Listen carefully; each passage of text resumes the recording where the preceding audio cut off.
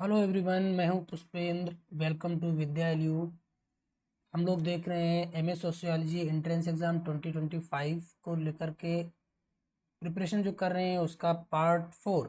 3 video हम लोग इसमें कर चुके हैं और हम लोगों ने बहुत सारे इंपॉर्टेंट कॉन्सेप्ट्स बुक्स की बात की है जो कि एग्ज़ाम पॉइंट ऑफ व्यू से इम्पॉर्टेंट है। अभी हमारे पास टाइम नहीं है। 21 जुलाई को हमारा जो एग्ज़ाम है वो होना है, तो बहुत देर ना करते हुए हम लोगों को इसके जो भी कॉन्सेप्ट बचे हुए हैं उनको ख़त्म करके हम क्वेश्चंस की तरफ आगे बढ़ेंगे। तो आज हम लोग स्टार्ट करते हैं आज का सेशन। ये पार्ट 4 है और हमने जो भी बातें की हैं इसमें उसमें आई होप कि आपने पिछले वीडियोस देख लिए हैं। नहीं देखे हैं तो आपको देखने चाहिए। हमने विल्फ्रेड परेटो के बारे में हम लोग बात करेंगे। पीछे कई सारे थिंकर्स के बारे में हमने बात किया है, तो बात करते हैं विल्फ्रेड परेटो से क्या इंपॉर्टेंट है, क्या आ सकता है। कॉन्सेप्ट्स तो उनके बहुत सारे हैं लेकिन एग्जाम पॉइंट ऑफ व्यू से क्या आ सकता है वो हम लोग देखते हैं। तो सबसे पहले इन्होंने एक्शन के बारे में बात किया है, यानी कि क्रिया के बारे में बात किया है, जैसे कि वेबर ने भी किया है, लेकिन इनका जो एक्शंस हैं वो अलग हैं और वेबर के जो टाइप्स ऑफ एक्शंस हैं, क्रिया के प्रकार हैं, वो अलग हैं। दोनों के क्लासिफिकेशन आपको याद रखना है कि क्या क्या उन्होंने उसका नाम दिया था। तो विल्फ्रेड विल्फ्रेड परेटो, ठीक है। तो ये जब क्रिया की बात करते हैं, एक्शन की बात करते हैं, तो इन्होंने एक्शन को दो तरीके से बांटा, लॉजिकल और नॉन लॉजिकल। एक तो तार्किक क्रिया की बात करते हैं और अतार्किक क्रिया की बात करते हैं। तार्किक और अतार्किक क्रिया की बात किसने करी? तार्किक और अतार्किक क्रियाओं की बात विल्फ्रेड परेटो करते हैं। ठीक है। तार्किक क्रिया ये किसे बोलते हैं? बोलते हैं ऐसे क्रियाएं जिसमें लक्ष्य और साधन, यानी कि जो हम साधन इस्तेमाल कर रहे हैं और जो लक्ष्य है वो दोनों युक्ति संगत हो, मतलब उस साधन को इस्तेमाल करने से वो लक्ष्य हासिल हो रहा हो। जब ऐसे एक्शन होता है, ऐसा कोई क्रिया होती है, तो उसको हम लॉजिकल एक्शन बोलते हैं, जैसे कि डॉक्टर द्वारा इलाज, वैज्ञानिक इलाज देना। ठीक है। इनका दूसरा नॉन लॉजिकल एक्शन क्या है वो हम देखेंगे, बट इनका एक इम्पॉर्टेंट किताब है द माइंड एंड सोसाइटी, इसको याद रखना है। ठीक है। ये विल्फ्रेड पेरेटो की एक इम्पॉर्टेंट बुक है जो कि अक्सर पूछते हैं। अ, एक और बुक है, उसके साथ में इसका कंफ्यूजन बहुत ज़्यादा होता है, वो है the mind, self and society. ठीक है। तो ये किताब दोनों एक जैसे लगते हैं, बट ये किताब इनका नहीं है। ये किताब जो है जॉर्ज हर्बर्ट मीड का है। जॉर्ज हर्बर्ट मीड का है। तो इन दोनों को आपको याद रखना है, दोनों ही इम्पोर्टेंट किताब हैं, पर कंफ्यूजन नहीं रखना है। मीड ने सेल्फ के बारे में बात किया है, जबकि ये सिर्फ और सिर्फ माइंड और सोसाइटी के बारे में बात करते हैं। ठीक है। तो ये किताब इनका नहीं है। ठीक है। तो देखते हैं इन्होंने आगे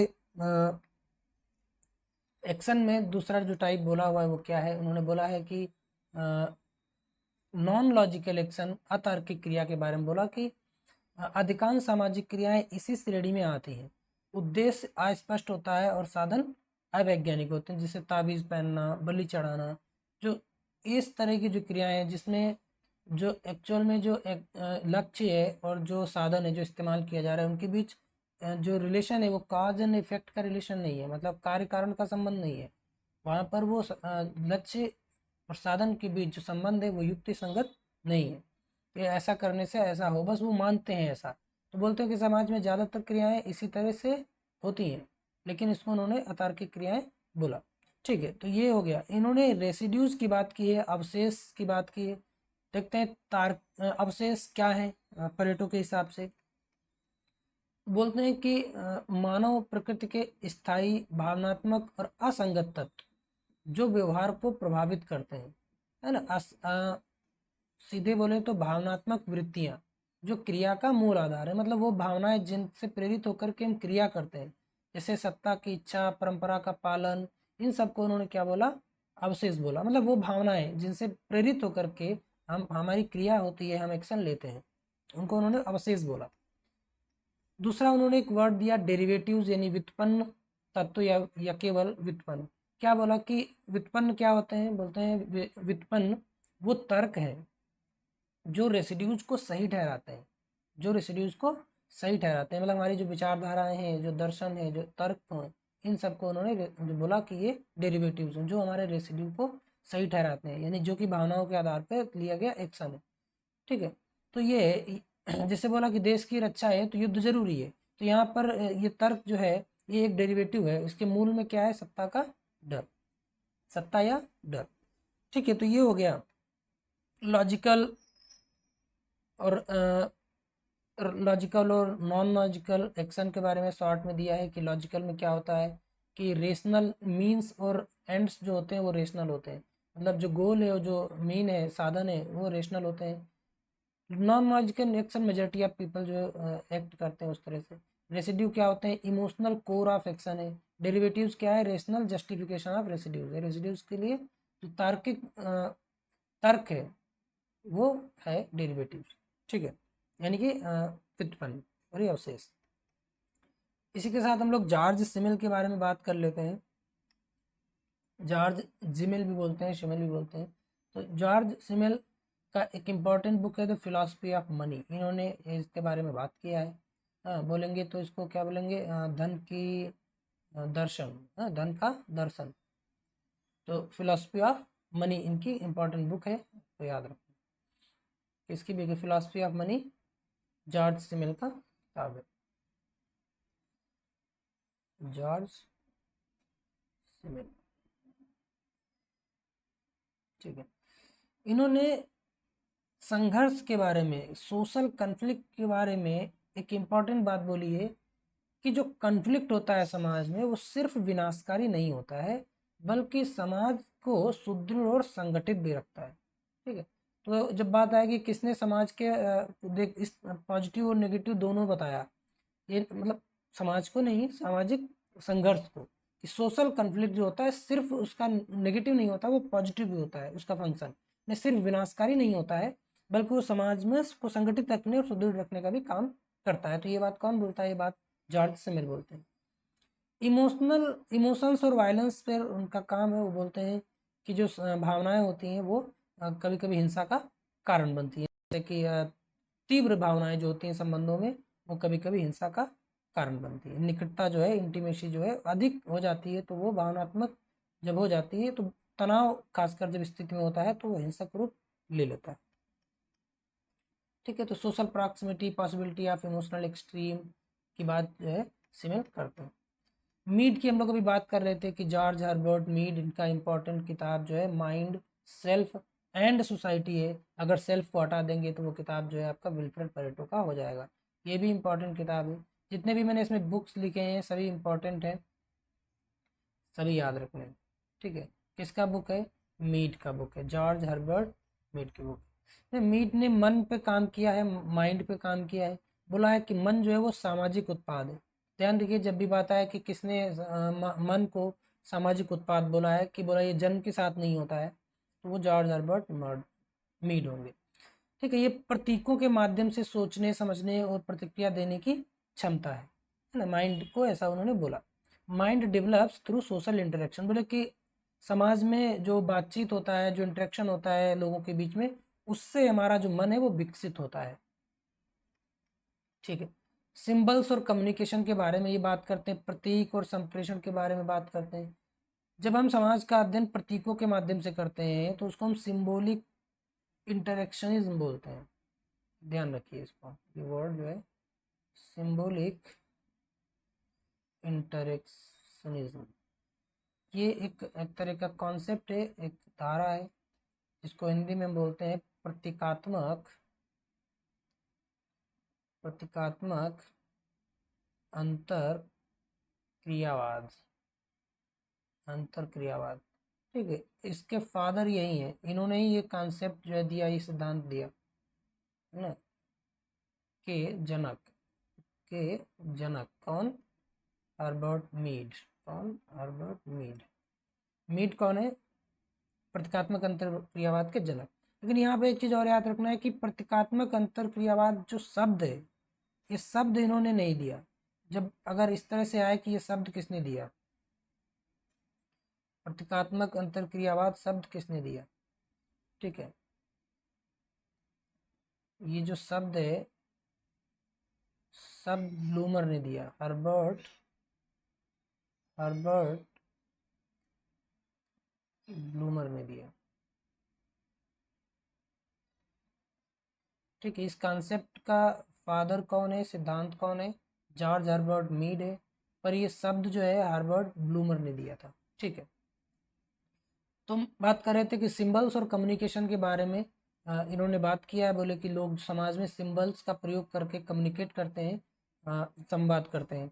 लैंग्वेज भी एक सिंबल्स हैं। मीनिंगफुल जेस्चर्स जो से हमारे शब्द हैं, इशारे हैं, जिनका अर्थ होता है, इसको देख करके बोला कि इन सब के आधार पर हमें समाज का जो है अध्ययन करना चाहिए। बोला कि जो भी सामाजिक संबंध बनते हैं इन्हीं प्रतीकों, इन्हीं संवादों को समझदारी पे बनते हैं। जो कॉमन सिंबल के बारे में बात किया कि सिंबल होता क्या है, बोला कि देखो क्या है, प्रतीक, संवाद और सामाजिक संबंधों की नींव। प्रतीक, संवाद क्या है, सामाजिक संबंधों की नींव। जैसे ठीक है कहना या सिर हिलाना, इसका मतलब है ठीक है, ठीक है। सिंबल क्या होता है अभी आगे आएगा ये। सोशल कंसेप्शन ऑफ सेल्फ के बारे में बात करते हैं। इन्होंने सेल्फ को बोला कि सामाजिक क्रिया में विकसित होता है। व्यक्ति अपने को दूसरों की नज़र से देखना सीखता है, तब जो है व्यक्ति का सेल्फ का डेवलपमेंट होता है। मीड ने सेल्फ को दो पार्ट में बांटा है। मीड बोलते हैं कि जो सेल्फ है या जो स्वयं है वो बना है दो पार्ट से। किससे? आई और मी से। आई और मी से मतलब मुझे, मैं प्लस मुझे से। मैं प्लस मुझे मिला दो तो बनता है सेल्फ, यानी कि स्वयं, ठीक है। इसको ऐसे समझ सकते हैं, हिंदी इंग्लिश इधर उधर हो गई, ठीक है।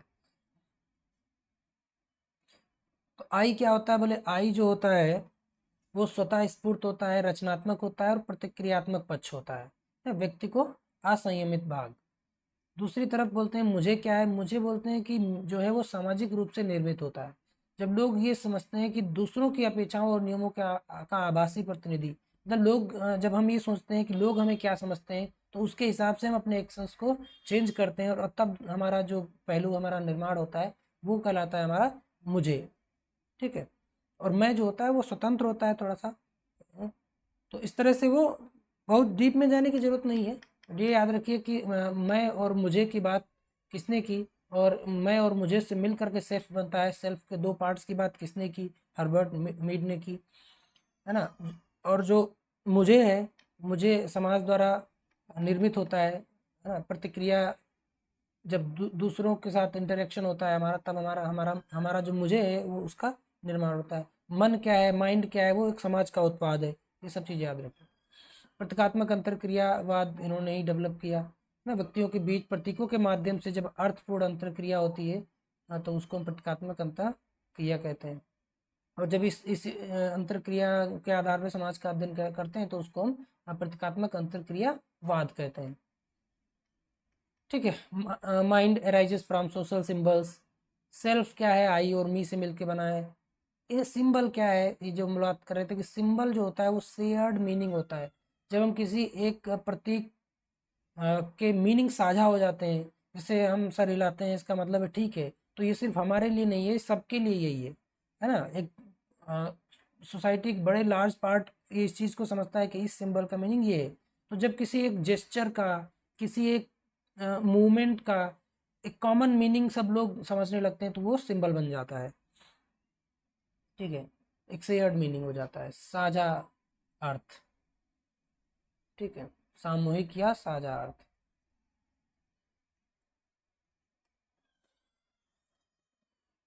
ठीक है। कम्युनिकेशन क्या है? जेस्चर्स विद इंटरप्रिटेशन, जब उनकी व्याख्या होती है तो उसको हम कम्युनिकेशन बोलते हैं। जो जेस्चर सामने वाले ने किया हमने उसकी व्याख्या कर लिया, इंटरप्रिटेट के लिए उसका मीनिंग क्या है, मतलब कम्युनिकेट हो गया। नहीं उसको हम इंटरप्रिटेट कर पाएगा उसका मीनिंग क्या है तो कम्युनिकेट नहीं हुआ, है ना, ठीक है। सोशल चेंज के बारे में हम लोग बात कर लेते हैं। सोशल चेंज एक बहुत ही इंपॉर्टेंट कॉन्सेप्ट है। सोशल चेंज इन स्ट्रक्चर क्या होता है? जब समाज की संरचना में बदलाव होता है, जैसे कि तब समाज की जो संस्थाएं या भूमिकाओं में जो है जब परिवर्तन होता है, लेकिन उसका जो ढांचा है वो मूलतः वही रहता है। स्ट्रक्चर में बदलाव हो, स्ट्रक्चर का बदलाव ना हो। तो स्ट्रक्चर के अंदर जो कुछ आ रहा है, जो संस्थाएं आ रही हैं, उनके जो रोल भूमिकाएं हैं वो बदल रहे हैं, लेकिन मूल स्ट्रक्चर वही बना हुआ है। जैसे विवाह की पद्धति में बदलाव हो जाए, लेकिन परिवार जो संस्था है वो ऐसे ही की वैसे ही बरकरार रहे, तो उसको बोलते हैं सोशल चेंज इन स्ट्रक्चर, यानी संरचना में परिवर्तन। संरचना में परिवर्तन। दूसरा है संरचना का परिवर्तन। तो संरचना का परिवर्तन जब होता है, जब मूल ढांचे में परिवर्तन होता है, जब मूल ढांचे में परिवर्तन, जब नई संस्थाएं, नए संबंध, नई तरह के मूल्य और नई तरह की भूमिकाएं जब उभर के आती हैं, जैसे जाति व्यवस्था का ढीला हो जाना, लोकतंत्र का जो है आगमन, राजतंत्र से लोकतंत्र आ जाना, तो इस तरह का जब चेंज होता है तो वो स्ट्रक्चरल चेंज कहलाता है या संरचनात्मक परिवर्तन कहलाता है। संरचनात्मक परिवर्तन कहलाता है। ठीक है। इकोनॉमिक ग्रोथ क्या होती है? देखो, जब अगर हम इकोनॉमिक ग्रोथ की बात करते हैं तो हम उसमें बात करते हैं इनकम की, यानी आय की या धन की। जब किसी देश राष्ट्र का धन बढ़ रहा होता है, उसमें आय बढ़ रही होती है, संपत्ति बढ़ रही होती है, तब हम उसको इकोनॉमिक ग्रोथ कहते हैं। मुख्य रूप से यही होता है ना, जीडीपी बढ़ रही हो, उत्पादन बढ़ रहा हो, निवेश बढ़ रहा हो, जब इन सब चीज़ों में मात्रात्मक वृद्धि होती है तो उसे इकोनॉमिक ग्रोथ कहते हैं।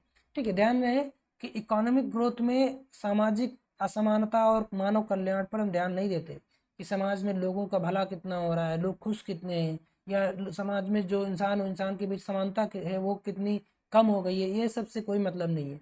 अगर उस देश का जीडीपी बढ़ रहा है, अगर उस समाज का इनकम बढ़ रहा है, लोगों का धन बढ़ रहा है, माने कि वहाँ पे इकोनॉमिक ग्रोथ हो रही है। ठीक है, इकोनॉमिक ग्रोथ का यही मतलब है। सोशल डेवलपमेंट क्या है? इसको हम सतत विकास बोलते हैं, और ये बहुत ही इम्पोर्टेंट टर्म है। ठीक है, इसको बहुत ही अच्छे से समझ लेना है। सतत विकास किसको हम बोलते हैं? ठीक है। अच्छा, यहाँ पे ये दिया नहीं है इस चीज़ को, ये बोला है कि सतत विकास या सस्टेनेबिलिटी की गारंटी नहीं देता है। इकोनॉमिक ग्रोथ में सतत विकास का कोई कंसेप्ट नहीं होता है। अब ये सतत विकास क्या है, ये आगे है, अभी इसको समझ लेंगे। ठीक है, पर यहाँ समझना ये है कि इकोनॉमिक ग्रोथ केवल और केवल आय और धन की बात करता है, सामाजिक कल्याण, असमानता या सस्टेनेबिलिटी की बात नहीं करता है। क्या है सस्टेनेबिलिटी, ये आगे समझेंगे। ह्यूमन डेवलपमेंट क्या होता है?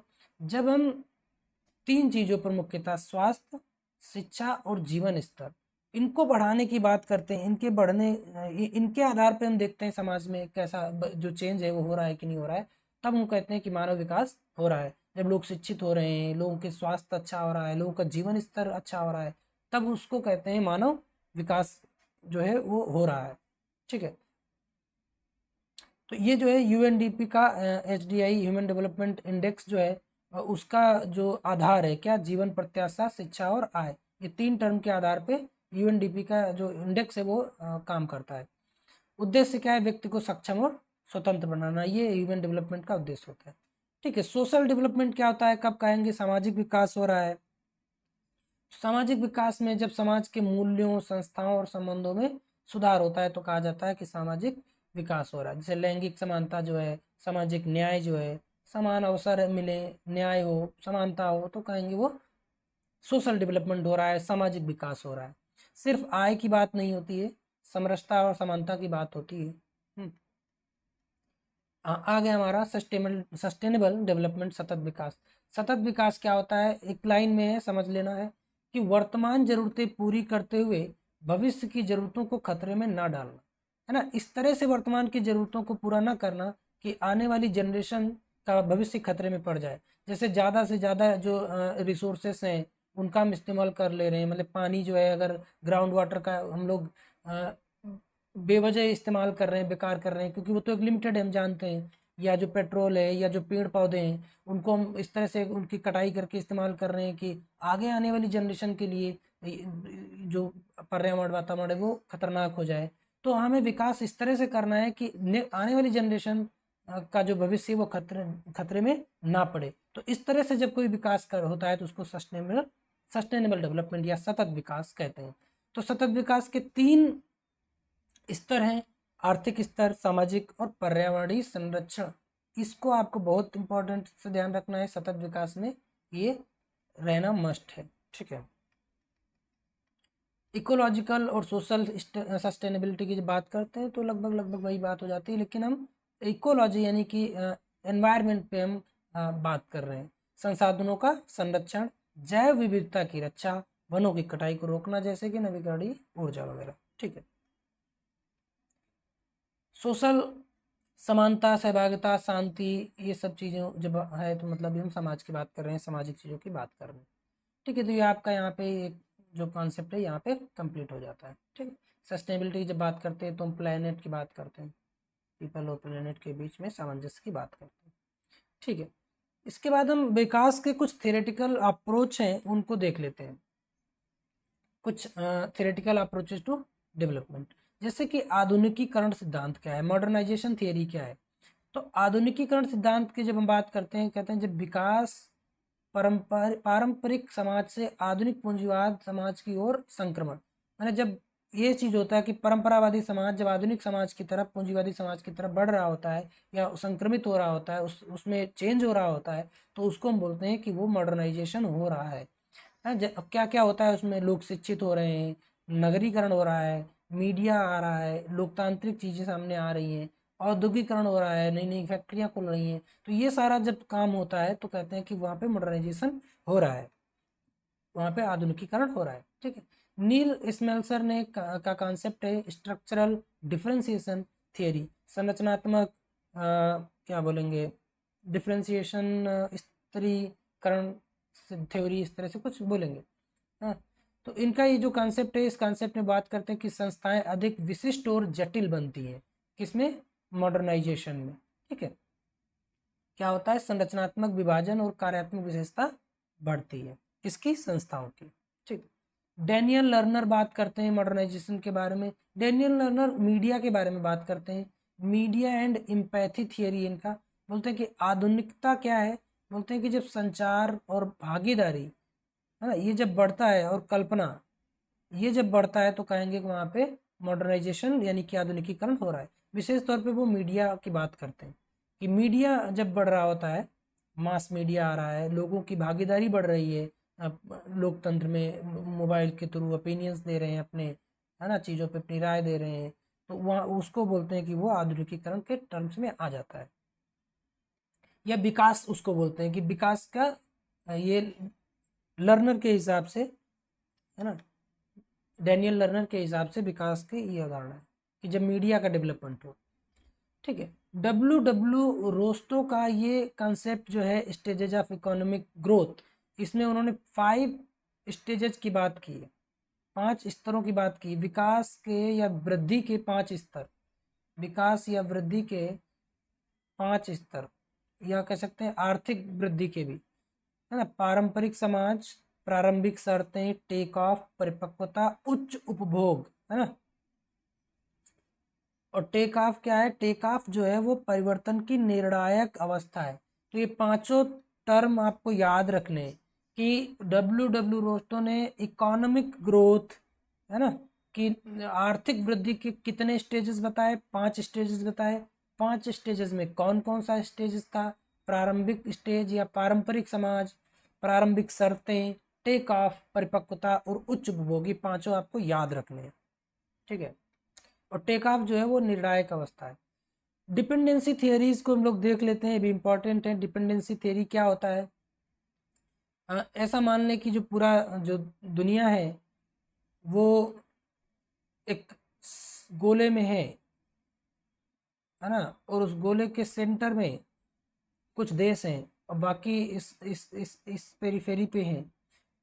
तो ये माना जाए कि जो सेंटर में जो देश हैं, है ना, ये मतलब जो विकासशील देश केंद्र से परिधि की तरफ निर्भर रहते हैं, यानी कि जो विकसित देश हैं वो बीच में है, सेंटर में है, और जितने विकासशील देश हैं वो इस परिधि पे हैं, जितने विकासशील देश हैं वो इस परिधि पे हैं, है ना।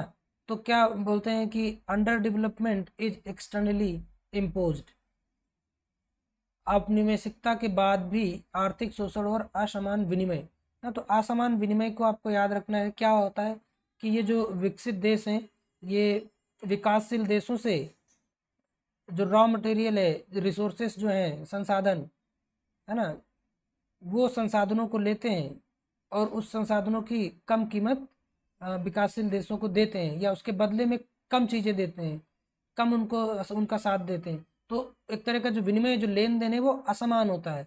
ये लोग उनसे लेते ज़्यादा है, उनको देते कम है। तो इस वजह से ये जो पेरीफेरी यानी कि जो परिधि पे देश होते हैं, ये गरीब बने रहते हैं, है ना, विकासशील बने रहते हैं, जो है कमज़ोर बने रहते हैं। तो इसको हम बोलते हैं डिपेंडेंसी थियरी। मतलब ये डिपेंड होते हैं विकसित देशों पर, विकसित देश इनका जब भला करें। ये खुद इतने शिक्षित साक्षर नहीं होते हैं। तो ये जो थ्योरी है, ये थियरी है आपका डिपेंडेंसी थ्योरी या निर्भरता सिद्धांत। तो इसमें कई तरह का थ्योरी है। इसमें एक थ्योरी देते हैं एजी फ्रैंक, इसको बोलते हैं सेंटर पेरीफेरी मॉडल। हाँ, सेंटर पेरीफेरी मॉडल क्या है? इसमें बोलते हैं कि जो मेट्रोपोलिस सैटेलाइट स्ट्रक्चर, इसको बोला है उन्होंने, केंद्र संपन्न और परिधि शोषित। हाँ, सेम चीज़ है कि विकासशील देशों का जो पिछड़ापन है वो बाहरी संबंधों का परिणाम है। मतलब जो विकसित देशों के साथ उनके जो संबंध है उसकी वजह से विकासशील देश पीछे रहते हैं। ये सिद्धांत किसका है? सेंटर पेरीफेरी मॉडल, नाम याद रखना। सेंटर पेरीफेरी मॉडल किसका है? एजी फ्रैंक का है। ठीक है। अनइवन डेवलपमेंट, असमान असमान विकास की बात कौन करता है? असमान विकास की बात सामिर आमिन करते हैं, सामिर आमिन करते हैं। ठीक है, सेम चीज़ है।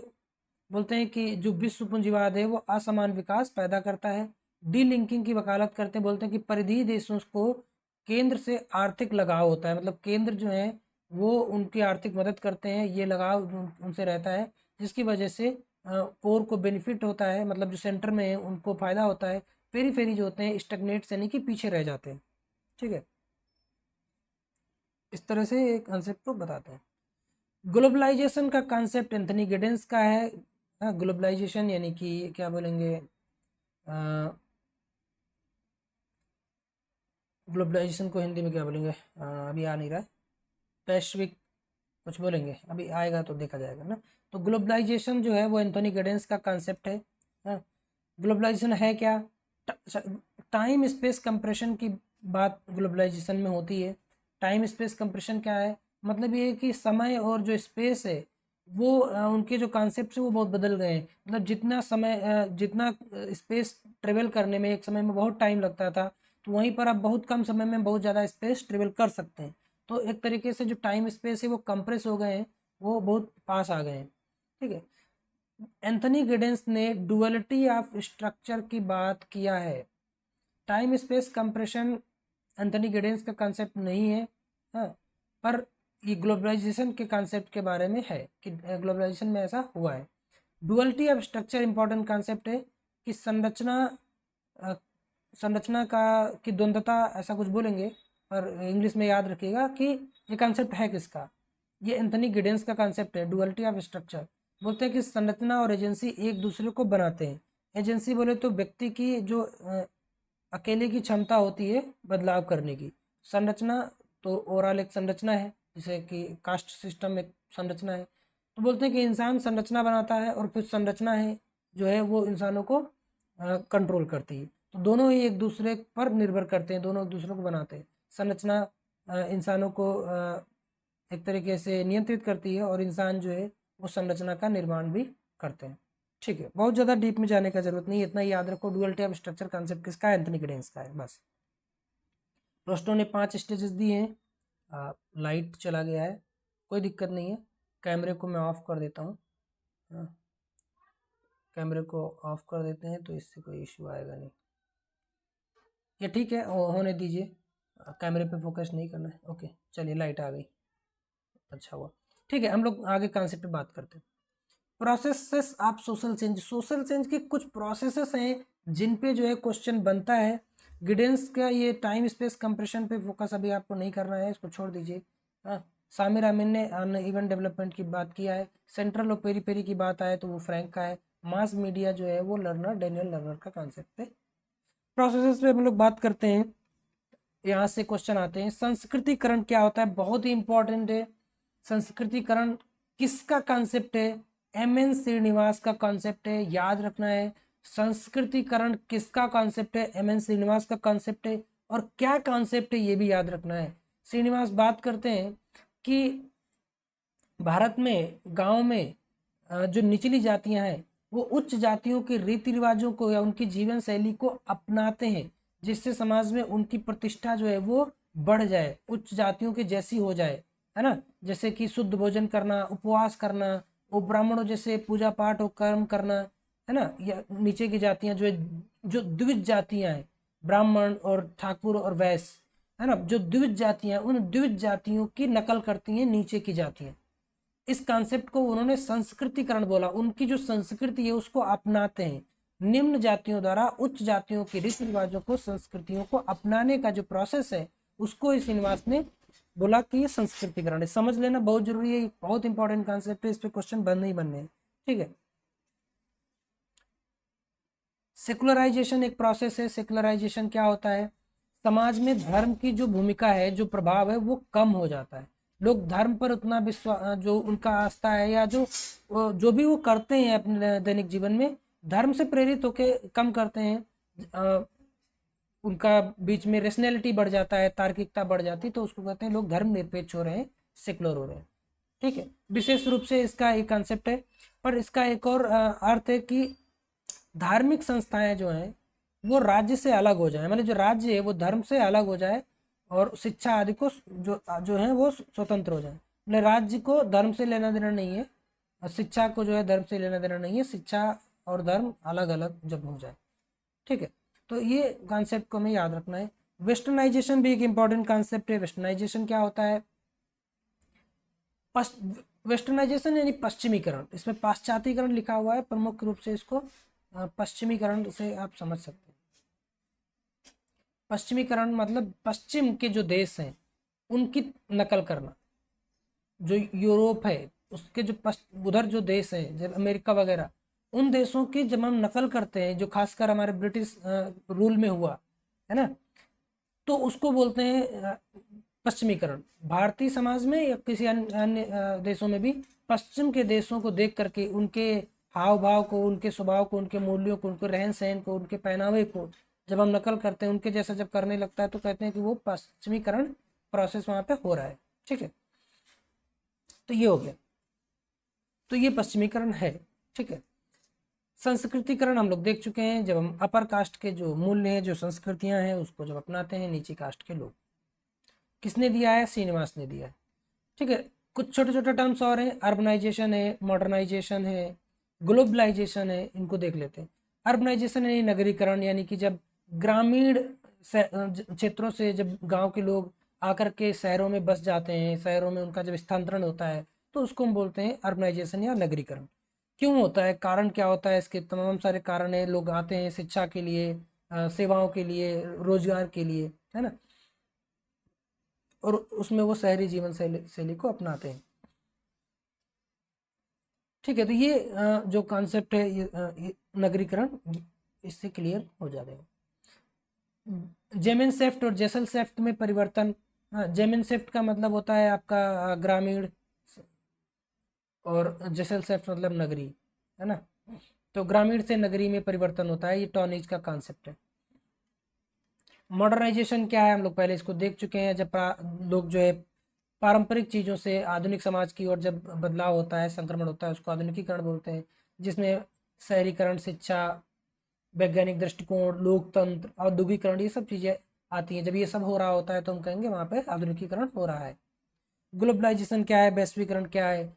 जब देशों की अंतर निर्भरता बढ़ती है, एक देश दूसरे देश पे निर्भर होते हैं, व्यापार के तरीके से या और भी कई तरीकों से, तो वो एक तरीके से उनके बीच जो कनेक्शन बन रहा है देशों के बीच में, ये उनकी संस्कृतियों का आदान प्रदान हो रहा है, तकनीक का आदान प्रदान हो रहा है, इस तरह से वो एक दूसरे पर निर्भर हो रहे हैं, तो उसको बोलते हैं कि वहाँ वैश्वीकरण हो रहा है, ग्लोबलाइजेशन हो रहा है, ठीक है।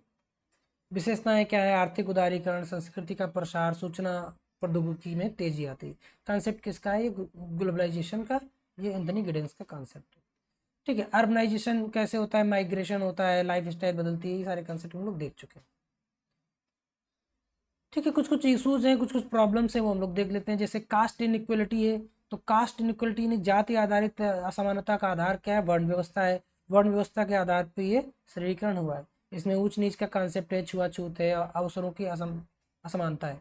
दलित और पिछड़ी जातियों को सामाजिक, आर्थिक और राजनीतिक भेदभाव का सामना करना पड़ता है। आरक्षण आया इसमें सुधार लाने के लिए। क्लास इनइक्वलिटी क्या है?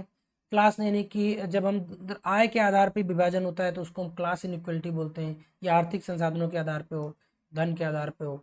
जब शिक्षा स्वास्थ्य के अवसरों तक जब पहुंच असमान हो जाती है तो उसको हम क्लास इनइक्वलिटी बोलते हैं। जैसे कि मालिक और मजदूर के जो वर्ग के लोग हैं उनको, उनमें जो है ये इस तरह की असमानता होती है। मालिक यानी कि पूंजीपति लोगों के लिए इन सब तक पहुंचना आसान है, वहीं मजदूरों के लिए इन सब तक पहुंचना मुश्किल। जेंडर इक्वलिटी क्या होता है? लिंग आधारित असमानता क्या है?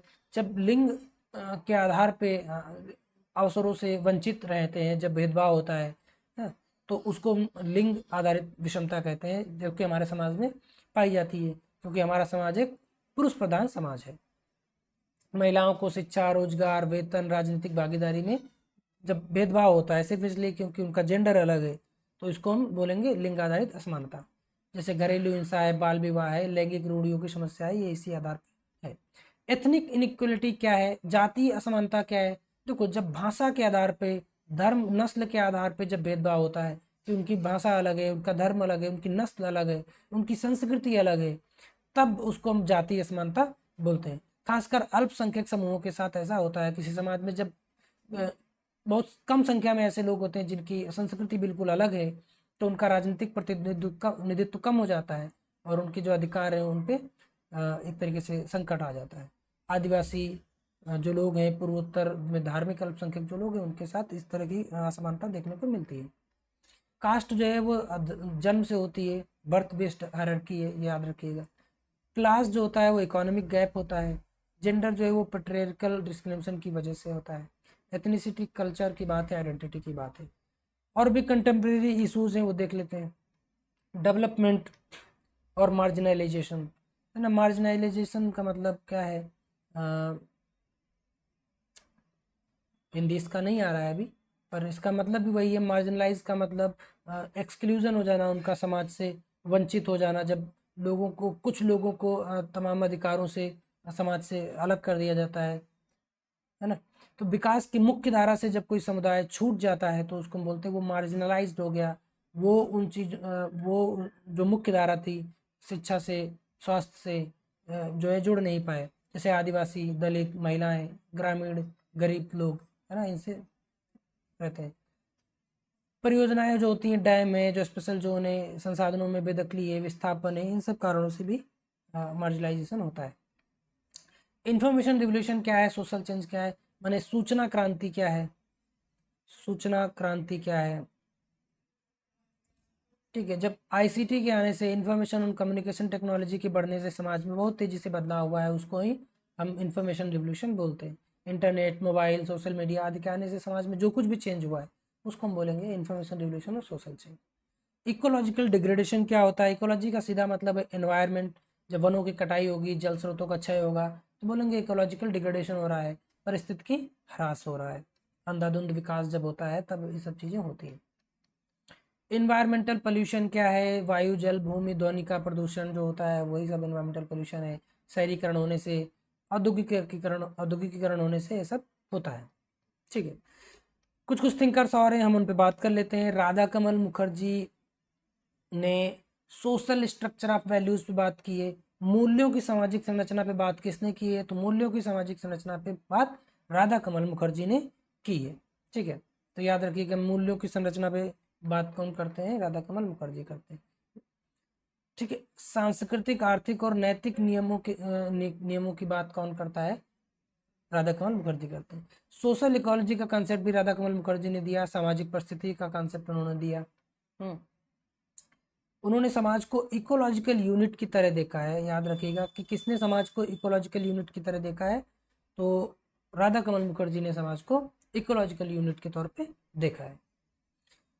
ठीक है, सांस्कृतिक मूल्य और पारिस्थितिकी जिम्मेदारी, ये दोनों मिलकर के ही समाज को संतुलित रखते हैं। ये भी कंसेप्ट उनका है, याद रखना।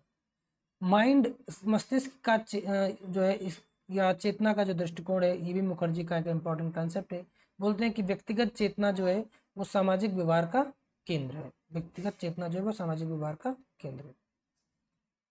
इनकी इंपॉर्टेंट बुक्स जो है सोशल स्ट्रक्चर ऑफ वैल्यूज और रीजनल सोशियोलॉजी जो है इनकी इंपॉर्टेंट किताबें हैं, आपको याद रखना है। रीजनल सोशियोलॉजी और the social structure of values, ठीक है। इंडियन सोशियोलॉजिस्ट थे, वैल्यू सेंटर्ड सोशियोलॉजी पर उन्होंने बात किया है। चलिए, बुक हमने बात कर लिया है, सोशल स्ट्रक्चर ऑफ वैल्यूज और रीजनल सोशियोलॉजी। डीपी मुखर्जी भी एक इम्पोर्टेंट थिंकर है। कल्चरल डाइवर्सिटीज़ की उन्होंने बात की है, सामाजिक विविधताओं की बात की है। बोलते हैं भारत एक बहुसांस्कृतिक समाज है, भारत एक बहुसांस्कृतिक समाज है ना, प्लूरल सोसाइटी है। कंपोजिट कल्चर की उन्होंने बात की है, संयुक्त संस्कृति की बात की है। सिंथेसिस की बात करते हैं कि परंपरा और परिवर्तन का मिश्रण है, होता है, तो उसको निरंतर जो है संश्लेषण हो रहा है। ठीक है, लाइट अभी चला गया है, हम लोग इधर फोकस करते हैं, आती तो अच्छा है, वरना आपको ऐसे ही इसको देखना है। तो भारत में जो संस्कृति है वो स्थिर नहीं है, वो डायलॉजिक है, ये भी उनका एक कॉन्सेप्ट है। ठीक है, डीपी मुखर्जी मॉडर्नाइजेशन वेस्टर्नाइजेशन के बारे में बात करते हैं। वेस्टर्नाइजेशन के एकांगी मॉडल का वो विरोध करते हैं कि भारत में केवल वेस्टर्नाइजेशन हो रहा है, ऐसी बात नहीं है, इसका वो विरोध करते हैं। वो जो है क्रिएटिव असिमिलेशन की बात करते हैं कि ट्रेडिशनल जो चीज़ें हैं और जो मॉडर्न चीज़ें हैं वो असिमिलेट होकर के एक नए तरह का कल्चर बनाए। डायरेक्ट जो है परंपरा को जो परंपरावादी चीज़ें हैं, जो ट्रेडिशनल चीज़ें हैं, वो एज इट इज़ चलें, ये भी वो नहीं मानते थे। और मॉडर्न चीज़ों का या वेस्ट की चीज़ों का हम लोग एज इट इज़ फॉलो करें, ये भी ठीक नहीं है। बोले तो उन्होंने बोला कि लोकल और आधुनिक चीज़ों का सम्मिलन की वो बात करते थे, नकल की बात उन्होंने नहीं की। ठीक है, चलिए, उनका जो मेथड था हिस्टोरिकल सोशोलॉजिकल मेथड था, डीपी मुखर्जी ने इस मेथड का इस्तेमाल किया। ठीक, इंपॉर्टेंट बुक की बात करते हैं, Indian tradition and social change, ये उनका एक बुक है, किसका, डीपी मुखर्जी का, डीपी मुखर्जी का। ठीक है, डीपी मुखर्जी का इंपॉर्टेंट किताब है, डीपी मुखर्जी।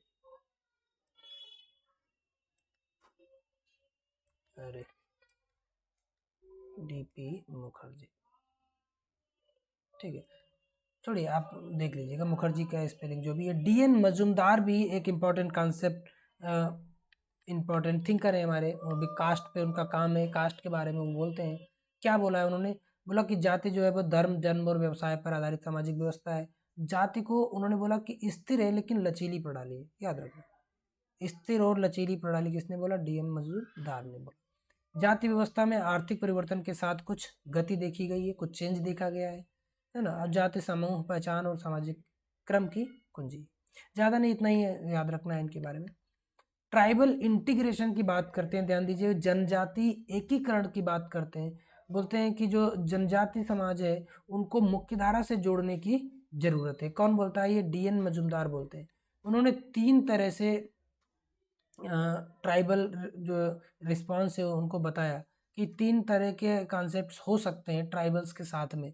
एक तो आइसोलेशन हो सकता है कि जो ट्राइबल्स हैं वो पूरी तरह से अलग जीवन यापन करें, और जो मुख्य धारा है, मुख्य समाज है, वो पूरी तरह से अलग जीवन यापन करे, या वो दोनों एक दूसरे में समाहित हो जाए, पूरी तरह से मर्ज हो जाए, जिस तरह से अब सब कुछ आधुनिक तौर पे जो है उसको अपना ले। तीसरा है इंटीग्रेशन, कि सामंजस्यपूर्ण जुड़ाव हो, है ना, वो एक दूसरे में पूरी तरह से भले ही न समाहित हो, उनकी अपनी एक पहचान बनी रहे लेकिन वो मुख्य धारा से जुड़े, उसको हम बोलेंगे इंटीग्रेशन। इंपॉर्टेंट बुक्स देखें तो race and civilisation, caste and communication in an Indian village, इनका इंपॉर्टेंट किताब है, डीएन मजुमदार का। ठीक है, जीएस घोरिये के बारे में हम लोग बात कर लेते हैं। जीएस घोरिये जो है कास्ट पे इनका भी काम है, इन्होंने caste and race in India किताब लिखा, और ये उन्होंने कास्ट के बारे में बोला कि ये ब्राह्मणवादी वर्ण व्यवस्था के आधार पे है और ये एक रेसियल तत्व है, नस्ली तत्व है ना। जाति की विशेषताओं में उन्होंने बोला वर्ण, आहार, वंश और व्यवसाय और सामाजिक बहिष्कार, ये सब जाति की विशेषताएं हैं। जाति आधुनिक भारत में राजनीतिक और शहरी स्वरूप ग्रहण कर चुकी है, ये भी जीएस घोरिये बोलते हैं। इंडियन साधुज इनकी एक पुस्तक थी, है ना, इंडियन साधुज पे वो उनका काम है। ठीक है, रर्बन कम्युनिटी भी इनका एक कॉन्सेप्ट है, ग्रामीण नगरीय समुदाय के बारे में बात करते हैं कि ग्राम्य जीवन के तत्वों में जो निरंतरता है, जो इंटरेक्शन है, उसको उन्होंने बात किया है। खासकर ये नगरीकरण की बात है कि नगर और गांव के इंटरेक्शन से एक अलग तरह का सोसाइटी बन गया है उनके बीच का, उसको उन्होंने अर्बन कम्युनिटी बोला। अर्बन मतलब रूरल प्लस अर्बन का समन्वय। ठीक है, ठीक है। इरावती कार्वे भी एक इम्पॉर्टेंट थिंकर है, याद रखना है। Irawati Karve first women sociologist हैं इंडिया में, first women sociologist in India. ठीक है, ये भी याद रखिए, पहली महिला सोशियोलॉजिस्ट है। किनशिप ऑर्गेनाइजेशन इन इंडिया, इन्होंने एक पुस्तक लिखा है, भारत में किनशिप ऑर्गेनाइजेशन का इन्होंने स्टडी किया हुआ है। इन्होंने किनशिप ऑर्गेनाइजेशन का स्टडी करते हुए भारत को 4 क्षेत्रीय जोनों में बांटा हुआ है। तो याद रखना ये 4 जोन कौन से हैं? North zone, central zone, south zone और ईस्टर्न जोन। बस इतना ही याद रखना है। ठीक है, इतना याद रखना है, ज़्यादा अंदर नहीं जाना है। अप्रोच क्या थी? संस्कृति और परंपरा और भाषा के अनुसार रिश्तों का विश्लेषण उन्होंने किया और कुटुंब को सामाजिक संरचना का मूल आधार बोला। बुक इनकी कौन सी है? Kinship organisation in India. ठीक है, आईपी देसाई के बारे में बात कर लेते हैं। फैमिली इन इंडिया, इंडिया में फैमिली पे इनका बहुत सारा स्टडी है और इनका किताब है some aspects of family in Mahua, याद रखना, some aspects of family in Mahua, IP Desai का किताब है। ठीक है, इन्होंने functional approach to family, family को फंक्शनल अप्रोच से इन्होंने स्टडी किया हुआ है। ठीक है, ठीक है, ज़्यादा डीप में हम लोग नहीं देखते हैं, मोटे मोटे तौर पे देख लेते हैं। संयुक्त परिवार, उन्होंने बोला कि सिर्फ छत के नीचे एक साथ रहना परिवार नहीं है, बल्कि सामाजिक भावना और सहयोग भी। ये एक उनका जो कोटेशन है वो याद रखिएगा कि संयुक्त परिवार जो है वो सिर्फ एक छत के नीचे रहना नहीं होता है, बल्कि सामाजिक भावना और सहयोग भी उसमें होना चाहिए। ठीक है, एम एन श्रीनिवास के बारे में कुछ कुछ बात हम लोग कर चुके हैं अभी पहले, फिर से देख लेते हैं। इन्होंने संस्कृताइजेशन का कॉन्सेप्ट दिया। संस्कृताइजेशन क्या है? संस्कृतिकरण क्या है? निचली जातियाँ उच्च जातियों की रीति रिवाज, मूल्य और आचरण अपनाकर समाज की प्रतिष्ठा बढ़ाती हैं, सामाजिक प्रतिष्ठा बढ़ाती हैं, अपनी खुद की सामाजिक प्रतिष्ठा को बढ़ाने का प्रयास करती हैं, उसी को हम संस्कृताइजेशन या संस्कृतिकरण कहते हैं। की फीचर्स क्या है इसके? सामाजिक परिवर्तन सूक्ष्म स्तर पर बढ़ता है। उदाहरण के रूप में महाराष्ट्र में मराठा समुदाय का ब्राह्मण आचरण अपनाना। सेकुलराइजेशन क्या होता है? उन्होंने कॉन्सेप्ट दिया, समाज में धर्म का व्यक्तिगत क्षेत्र तक सीमित हो जाना, राजनीति, शिक्षा और कानून से अलग हो जाना, तो वो सेकुलराइजेशन कहलाएगा। ठीक है, धार्मिक संस्कारों का राजनीति, सार्वजनिक जीवन से हटाना, शहरीकरण व आधुनिकता के साथ तर्क संगतता का प्रभुत्व, ये सब चीज़ें उसमें आ जाएंगी। डोमिनेंट कास्ट यानी प्रभावशाली जात, खासकर ये आता है प्रभु जाति के नाम से। प्रभु जाति के नाम बहुत इंपॉर्टेंट कॉन्सेप्ट है, किसने दिया और क्या है ये दोनों याद रखना जरूरी है। डोमिनेंट कास्ट का कॉन्सेप्ट या प्रभु जाति का कॉन्सेप्ट किसका है? एम एन श्रीनिवास का है। क्या है? वह जाति जिसका सांख्यिक बल, अर्थतत्त्वात्मकता व शैक्षिक संसाधन अन्य जातियों पर भारी पड़ता है, उसको हम कहते हैं कि वो उस गांव की प्रभु जाति है। क्या हो? संख्या में ज़्यादा हो, आर्थिक रूप से मजबूत हो और शैक्षिक रूप से भी वो जो है उच्च स्तर पे हो, यानी शिक्षित हो, और साथ में राजनीतिक उनका जो है शक्ति उनके पास हो, राजनीति में उनकी अच्छी खासी पहुंच हो। ठीक है, राजनीतिक राजनीतिक राजनीतिक पहुंच, है ना। ये 4 चीजें जब होती हैं तो कहा जाता है कि वो जो जाति है वो उस गांव की प्रभु जाति है। ठीक है, जमीन के मालिक, राजनीतिक और आर्थिक प्रभुत्व, स्थानीय स्तर पे प्रमुख नेतृत्व और दबदबा, ये सब चीजें। ठीक है, एससी दुबे भी एक इम्पॉर्टेंट थिंकर है, उनको हम लोग पढ़ लेते हैं। इंडियन विलेज ट्रेडिशन जो है उस पर उनका स्टडी है। Village as a social organism वो बात करते हैं। प्रत्येक गांव को स्वायत्त सामाजिक इकाई के रूप में देखा। परिवार, जाति, पेशा व धार्मिक संस्थाएं जो है वो सम्मिलित होती हैं, वो ऐसा बोलते हैं। इनका जो बुक है इंपॉर्टेंट है, वो आपको याद रखना है। एससी दुबे का किताब ही इंपॉर्टेंट है। इंडियन विलेज और इंडिया चेंजिंग विलेजेस, इनकी 2 किताबें हैं, दोनों ही आपको याद रखना है। ठीक है, ए आर देसाई पे बात कर लेते हैं। ए आर देसाई ने social background of Indian nationalism, इनका इंपॉर्टेंट किताब है, आपको याद रखना है, इंपॉर्टेंट बुक है। ठीक है, इनका इंपॉर्टेंट बुक है social background of Indian nationalism. Marxist approach से इन्होंने सोसाइटी का स्टडी किया है, ये भी आपको याद रखना है। क्लास एनालिसिस के हिसाब से किया है। किसानों में वर्ग विभाजन इन्होंने जमींदार, माध्यम किसान और सीमांत और भूमिहीन मजदूरों की बात इन्होंने करी है। ठीक है, और इंडिया सोशल रिवोल्यूशन भी इनका एक इम्पोर्टेंट किताब है। ठीक है, तो इस तरह से हम लोगों ने इतना सारी बात कर ली है। आगे के वीडियो में हम लोग सामाजिक अनुसंधान यानी कि रिसर्च से रिलेटेड जो भी क्वेश्चंस आने की संभावना है, हाँ, वो हम लोग देखेंगे। आज के वीडियो में ही हम लोग इतना ही देखते हैं। जल्द मिलते हैं नेक्स्ट वीडियो में, और उसके बाद हम लोग क्वेश्चंस करेंगे। बहुत समय नहीं है हमारे पास, और बहुत जल्द हम नेक्स्ट वीडियो में मिलेंगे। ओके।